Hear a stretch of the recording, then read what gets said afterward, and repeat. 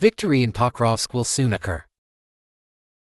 The Ukrainian General Staff announced that the fronts near Pokrovsky and Kursk remain the most intense battlegrounds. According to media reports, the road connecting Pokrovsk to Dnipro in the Donetsk region is a lifeline for logistical operations across the Donbas. Major Viktor Trygubov, spokesperson for Ukraine's Kortitsia Operational Strategic Military Group, described the frontline situation as somewhat strange, emphasizing that Russian forces are attempting to encircle Druzhkivka, Kramatorsk, and Sloviansk, followed by a direct assault on Pokrovsk. Trygubov explained that Pokrovsk is large and relatively fortified, making Russia reluctant to launch a frontal attack. Therefore, the Russians are opening new fronts, such as Chasivoyar and Karakovo. The Ukrainian publication Pravda, citing military analysts from the Deep State channel on January 3, acknowledged that Russian forces have fully captured 3 settlements: Volchi, Dyshenskoye, and Novi Trud, located just 5 to 6 kilometers from Pokrovsk's center. They are also advancing towards Zeleny and Novovassilivka. Russian reconnaissance groups have infiltrated the center of Pokrovsk, while their main forces are approaching the Pokrovsk-Dnipro route. If this highway falls under Russian control, it will significantly affect military support and logistics. Ukraine is facing increasingly severe workforce challenges along the front lines, while Russia continues to employ its thousand cuts tactic, applying relentless pressure on Kyiv's defenses. This strategy involves continuous, small-scale attacks instead of large, concentrated offensives, aiming to exhaust, strain, and overwhelm the opponent, weakening their ability to sustain effective defense. To enhance this tactic, Russia attempts to attack Ukrainian defensive positions from multiple directions along the front, with Pokrovsk as a prime example. The Vonkor channel reported that Russian forces are achieving tactical successes in the Volkovo area near Kotlino. Kyiv has very little time to change the situation. If the Russians capture Kotlino, they will advance westward to Udakny, providing a solid launching point for an assault on Pokrovsk from the west. Similarly, in the east near Mirnograd, after capturing Vozdrezhenka, Russian forces quickly moved northward, aiming to cut off the road from Konstaki to Pokrovsk. Amidst this ongoing crisis, Ukraine has significantly changed its military leadership. General Alexander Ternavsky has replaced General Alexander Lutsenko as the commander of the Donetsk Tactical Group. Notably, General Ternavsky previously led the failed southern counteroffensive in 2023 and oversaw the collapse of Avdiivka. Kyiv's leadership adjustments aim to save Pokrovsk, the largest city under Ukrainian control in western Donetsk. Pokrovsk is a crucial barrier preventing Russian forces from advancing into Dnipropetrovsk province, particularly towards Dnipro, a city of 1 million residents, and a vital base for Kyiv's southeastern operations. Pokrovsk faces dire living conditions. Factories have ceased operations, businesses have closed, and essential services like gas and heating are unavailable, due to constant shelling that has damaged critical infrastructure. Nevertheless, some mines near Pokrovsk continue to function. Gunfire and explosions echo frequently, threatening the lives of the remaining residents. Local authorities have urged evacuation, warning Ukrainians that there is currently no safe place in Donetsk province. However, evacuation efforts are fraught with challenges. Ukrainian railways cancelled evacuation trains from Pokrovsk in September, citing threats from Russian airstrikes. The nearest train stations in Pavlograd are approximately 100 kilometers from Pokrovsk, adding difficulties for those fleeing the conflict. For Russia, a victory on the ground would provide leverage in negotiations with Trump. Conversely, Ukraine would be pressured to comply with demands, not only from Trump but also from Putin.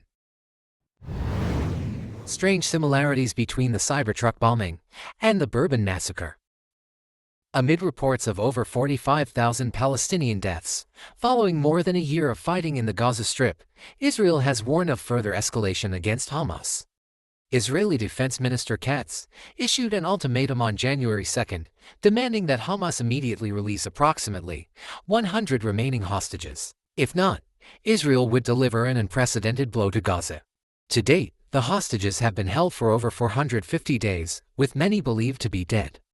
Katz further warned that the Israel Defense Forces would intensify operations against terrorist strongholds in Gaza until the hostages are released and Hamas is eradicated.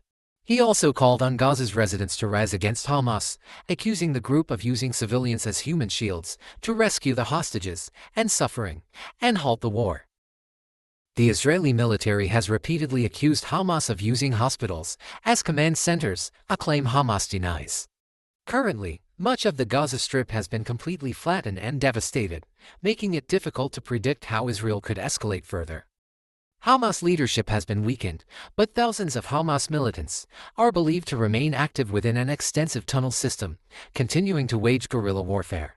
As such, the situation in Gaza is expected to remain tense.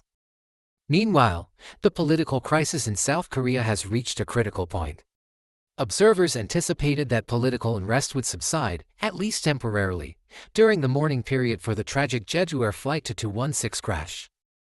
However, this has not been the case. The Seoul Western District Court issued an arrest warrant for the impeached president, Yoon Suk-yeol, at the request of the Joint Investigation Headquarters. The South Korean leader refused to cooperate with investigators, following allegations of rebellion. Bloomberg emphasized that if the arrest warrant is executed, Yoon will be the first sitting president in South Korean history to be arrested, adding, "It isn't clear whether investigators can apprehend the president, as Yoon's loyalist team blocked previous attempts to search the presidential office." The Guardian quoted an official from the Corruption Investigation Office (CIO), who stated that Yoon's refusal to cooperate with the criminal investigation into his martial law decree prompted the issuance of the arrest warrant.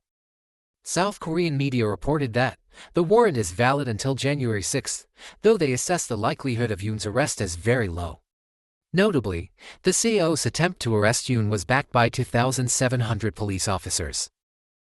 After hours of confrontation, Yoon's impeached security team prevented the police and investigators from executing the warrant. South Korea's Constitutional Court will take approximately 6 months to confirm the impeachment or reinstate Yoon, while authorities are also investigating criminal allegations of rebellion against him. The South Korean president has rejected multiple attempts by investigators to interrogate him. Investigators noted, executing the arrest warrant is nearly impossible due to the ongoing standoff.